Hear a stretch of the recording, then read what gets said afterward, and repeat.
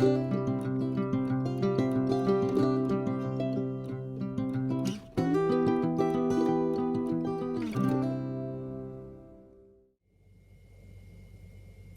everybody, welcome back. Welcome to the 6th episode of the Witching Week. Yes, we're on week 6, I can't believe it. It's gone really quick and this is nicely forming into a habit now. It's been really great actually. Doing these videos has kept me really grounded and has made me feel even more in tune with the seasons and the earth and what's happening, because I'm taking much more notice now because we've been talking about these changes and the weather and what's happening in the natural world. So yeah, I'm really enjoying it. Thank you so much if you are sticking with it. And as I am sort of thinking about beginnings, thinking about something that I've started and thinking about that 6-week mark, I thought I would talk about my beginning on my witchcraft path. So this is what started it all off. It's a book called Cult and Occult. And I've actually spoken about this story on Instagram, so my apologies if you're already aware of this. But basically, when I was younger, this book was in a box in my parents' loft and it was set aside to go to a car boot sale to be sold. I always joke that there were 2 books that had a really big influence on my life. There was The Joy of Sex. So I was born in the early 80s. And these are obviously books that my parents had from the sort of the 70s and the 80s. And yeah, my husband's got a beard, so say no more on that. And then this was the other book, Cult and Occult. So this is basically a book about palmistry, dowsing, sacred geometry, the search for the elixir of life, and also things like witchcraft. There's a section in here on British witchcraft and it covers Gerald Gardner and Cecil Williamson and the windmill and the museum that Williamson was hoping to set up. So yeah, I would go into my parents' loft. I had a bedroom which was in the loft, so it was a loft extension. So to get into the loft, there was just like a little door in my room. This little door, it used to blow open in the wind, and I used to be quite scared as a child, so I used to have this door firmly shut with all these bits sort of blocking the door so it couldn't blow open in the wind. But I used to be quite scared of that door and used to find it hard to go to sleep because I'd be looking at this little door. But as I got older, when my mum and dad used to go out for the afternoon or out to the shops or whatnot, I used to be in the loft having a bit of a poke about. And yeah, this was one of the things that I found. So I managed to retrieve this book. It never got sold, and I've had it all these years. We're talking a lot of years. And it really started me on my life's path, really. The pictures I was looking at were quite clearly for over 18s, but there was something about them, something about those pictures of witchcraft ritual and something about those descriptions which really sort of made me feel at home. That's the only way I could describe it. And the other thing that happened to me as a child that had a real knock-on effect was being taken to Avebury. Now, I was a really well-behaved child. I was never in trouble, never misbehaved. I was brought up with quite strict parents in regards to manners and behaving yourself, and my mum could take us absolutely anywhere, my sister and I. And I went on a school trip to Avebury. We did, I think we must have done, I think there's a little museum there because I remember seeing a skeleton, but we did the stones, and we also went to West Kennet Long Barrow. Now, when we were at Avebury, I got all the other children to roll down the banks of the earthworks, and they were all covered in poo and getting stung by nettles and stuff. And I just remember feeling like really alive, really alive. You know, this place had an energy, and it was like nothing I'd ever seen before. I was so excited by these stones and by this landscape. And then later on in the day, we went to West Kennet Long Barrow, and there's a little pane of glass or at least they used to be, in the top of the tomb, so that when you were inside you had a little bit of light. And I sat on the pane of glass so that when one of the groups of children went into the barrow, it went completely dark, and I remember everybody screaming, and I got told off, and my teacher told me that if I continued to misbehave I would be taken home. And that was so unlike me. I was such a well-behaved child, because I would have been in serious trouble at home if I wasn't. And yeah, just something about that place just lit something inside me, made me realise there was there was magic in the world, not in the sense of magic that, I now know as an adult, but my eyes were opened, and so these experiences have really helped to shape who I am. I have an absolute love of our sacred landscape, and I've had a passion for witchcraft for many, many years. So on from there, obviously I was a child when I experienced both those things, both the book and the trip to West Kennet and Avebury. And by the time I got to age 18, I really knew that I wanted to join some witchcraft organisations. In the meantime, I had been collecting, there was a publication, and we're talking probably sort of 26 years ago now, called Mind, Body and Spirit. And there was a folder, and each month, I think it was each month or each week, you had the copy of the magazine, which was all about spiritual things, and then you usually had a little gift, and then you had sheets that would be put into this folder. And I remember picking it up at the newsagents, and I think it came with some crystals or some incense, or a sort of an introduction into tarot, something along those lines. My mum actually paid for me for one of my Christmas presents to continue receiving it throughout the year. So it started to build up this folder of information on astrology and candles and crystals and aromatherapy and tarot. And at this point I'd really started to get interested in just the world around me and some of the more mystical things within the world. So by the time I got to 18, I was ready, and I signed up to two organisations, the Pagan Federation and the Children of Artemis. And I still have friends to this day that I've met through the Children of Artemis, still have online friends that I've met through the Children of Artemis that I've not yet met in person, that I've known for years and years and years. And I'm really lucky in that most of my friends are pagan. I've got plenty that aren't as well, but I would say the majority of mine they're witches or druids, stuff like that. I've been really lucky. I've had a really magical life. So joining up to these organisations, I started to meet people from all walks of life. I joined a moot, and things really started happening for me. So through these experiences, I've met several artists, and that started my work as a reference model for pagan artists. So I've appeared in 7 paintings and in a tarot deck, and on the front of Chris Down's book, which is called Chris Down, Otherworld, the collected works of Chris Down, I think is the full title. Sorry, Chris, I've probably not quite got that 100% off the top of my head. So I've been really, really lucky. Met lots of pagan people. I've been involved in several magical groups. Never quite found the right coven for me. There have been opportunities there in the past. Never quite found the right one for me that was the right fit, but that's okay. I regularly join a moot now.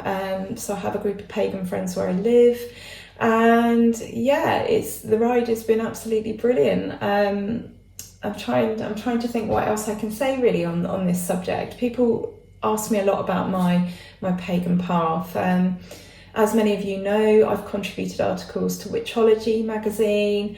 I've been on the front of Chat It's Fate. I've been interviewed by the Daily Mirror, and also Breathe magazine. I have a contact, and sometimes she gets in touch, and I've appeared in Breathe magazine as well. So from these humble beginnings, like doing this, things have a life of their own and take you through the world on a path of their own. So I'd really like to hear about how you got into witchcraft and magic. If for lots of people it's different things, isn't it? For some people it might be a film, it might be a book that they were given, that somebody bought them just quite out of the blue on witchcraft or magic. It could be going to a crystal shop, it could be something that they saw on TV, or it could be a friend that was sort of walking that path. I haven't known anything different since I was 18, to be honest, and I'm in my 40s now. So I've been very, very lucky. But I have to say, I think because of my age, because I'm in this generation rather than perhaps one a bit younger, I haven't seen some of the films. I haven't seen Charmed, I haven't seen Practical Magic, I haven't really seen any of those sort of trendy witch films, if you like, that have got people into witchcraft. For me, it's more things like The Wicker Man. So obviously there was a really terrible remake by Nicolas Cage. That one was awful. I actually fell asleep watching that. I went to the cinema when I was heavily pregnant with a friend and watched that one. But the original Wicker Man for me is where it's at. It's despite the horror aspect of it and the fact that, he's looking for a missing child, and apart from that sort of like dark aspect of it, there's a lot of obviously pagan undertones in that film, and it's my favourite film. So it was a book. It was a book that got things going for me. Let me see if I can actually find the page. I know it's towards the back in the 200s. Let me find the page that actually got me into British witchcraft. And reading this book as a child, I mean, palmistry, dowsing with dowsing rods, the elixir of life. I mean, can you imagine more evocative topics for a pre-teen to read? Here we go. So it was probably this page, I would think, out of all of them. So you've got Gerald Gardner there, and you've got the windmill where the museum originally was planned to be before Cecil Williamson went off to Windsor. And then obviously you've got the scene at the bottom where they are performing The Great Rite. I don't know if that is a genuine picture or that's possibly from a film, I don't know. Let me have a look. It says modern witches in action. Nudity, copulation and voyeurism. Gardner was inordinately fond of each, a part of the rituals in many of today's covens. So that obviously a very grown-up book for a child to be reading. My parents didn't know I was doing that. Sorry, Mum and Dad. But so that is what caught my imagination. And when I was a teenager, the internet, I think I was about 14 or 15, possibly a bit younger when the internet became a thing, but before that it was going down to the library, and it was really difficult as a child trying to see if I could find any books. It was impossible, because the librarian would keep an eye on, what department you're in and what you're looking at, and I just don't think there were any books really in the library that were like this. It was all sort of natural encyclopedias and stuff, which I used to love, and I used to pore over the plants and the animals and that, but I couldn't get my hands on more stuff like this, which is what I really wanted. So it was only once I got to sort of the age where, I could have independence and I could go to charity shops and look through the books and I could meet people. And by that point we had full internet, so I could talk to people online, which is how I became aware of the Pagan Federation and the Children of Artemis. So I suppose 16, 17, 18 was where it really kind of came together for me, and I knew that as soon as I hit adulthood, I was going to go out into the world and just find out what I could. So that was my beginning, and in that time I've taken part in many sort of open groups and workings. I used to have a magical group that used to meet at my home. They were an offshoot from a moot I went to, so that was a secret group that not everybody was aware of. We used to meet once a month and also around the Sabbaths, so that was lovely. And then in later years, I took some training with my friend Crow of Margaret English Witchcraft. She's on Instagram, you can find her. She runs a school that offers training. And I just wanted to take some more formal training just to make sure that what I'd picked up and what I'd been taught over the years was correct. So Crow was actually initiated into a Gardnerian Wiccan coven, and the person that initiated her, he was initiated by Gerald Gardner. So I can trace my magical lineage, if you like, directly from Gerald Gardner. So yeah, so check out, I did say last week I was using a mug. Check out the Margaret Inglis, that's the name of the lady that you taught her, that was in her coven. School of Witchcraft. She does mentoring and classes and stuff like that. Yeah, and I would love to hear, I just said a few minutes ago, I'd love to hear in the comments where your beginnings began, for want of a better word. I'm finding my words really hard to find today. I'll just take a little sip of water.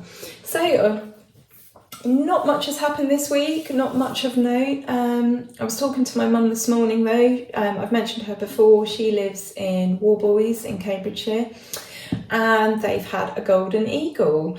So somebody had put on one of their local groups that they'd seen a golden eagle, and everybody was of course like, no, there's no way that you could have seen a golden eagle.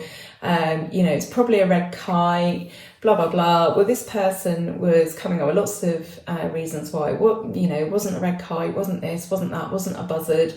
Clearly knew his stuff. And then somebody else had reported that they were in the high street and they'd seen what they believed to be a golden eagle. Well, as it happens, apparently, and I've not sourced this, I've not fact-checked this, I'm sure what my mum's telling me is correct. I'm going to have a look on the internet myself later. But apparently there were a pair of golden eagles that were released, I think, in Norfolk. So Cambridgeshire, not a million miles away from Norfolk, not when you're a huge bird with huge wings. So it seems like they have had some sightings of a golden eagle, which is very, very exciting. So I don't know what the deal is there. I don't know if they are something that are being released back into our population. I expect they probably have them in Scotland. When I think of a golden eagle, I think of the United States of America, obviously, but I think we do have them in the UK. So yeah, I thought that was really interesting and really exciting. So I'm probably going to leave it there this week for today. I'm going to do a tarot reading now. Obviously, if there isn't anything to say in a particular week, I don't need to say something just for the sake of it, just to hang it out. So it's going to be a quick one. So let's get the old trusty cards. I picked these up earlier and then I spent 15 minutes looking for them. So I'd put them here ready, and then I'm no word of a lie, I've turned this house upside down and spent 15 minutes looking for these cards. So that's a little indication as to how my day is going and how well my brain is working this week.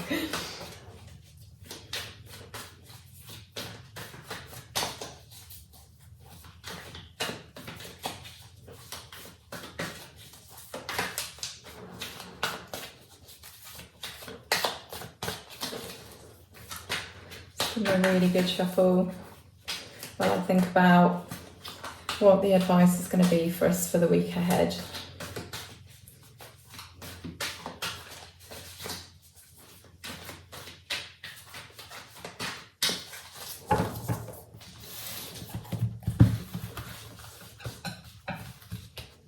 Okay, so we've got the Tower, we've got the Six of Cups, the Two of Cups, Two of Wands, and Three of Cups. Now, if I remember rightly, I think we had a Tower moment in week 1. I think this card came out. Memory's not. It was either week 1 or week 2. But anyway, I don't think this is quite the focus of the reading, but my guess is that at some point this week you may have a tower moment where it feels like everything has come crashing down, and it feels like things are pretty bad and a bit rubbish, really. But I think where the message lies is these other 4 cards, and I think that is rely on the people around you, rely on the special relationships and the closeness that you have with other people, the bonds that you've built, and the joy and the happiness and the harmony that you receive from those around you. When this thing happens, just think back, think of the good things, think of the good times and the good memories. It's feeling very much like this could be relationship related with all these cups. And one way to sort of soothe your heart is to get together with other people that you know and love and to create some good memories. And yeah, basically it's up to you to create something from the situation that you've been given. And sometimes, sometimes things might feel really, really terrible.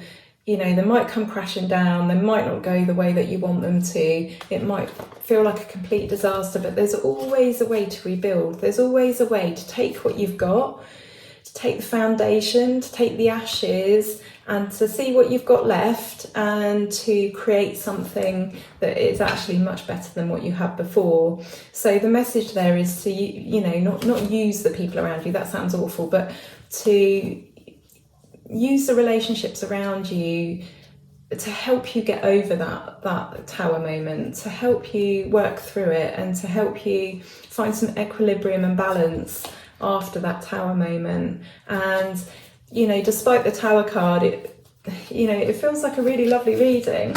I mean, these are all lovely, lovely cards. There's so much love here, there's so much opportunity here, there's so much celebration here, and there's so many happy memories here that, you can handle anything that's thrown at you. So we're all done for another week. So I'm wishing you a really, really lovely week, and I'll be back next week for episode 7. Okay, take care all, bye-bye.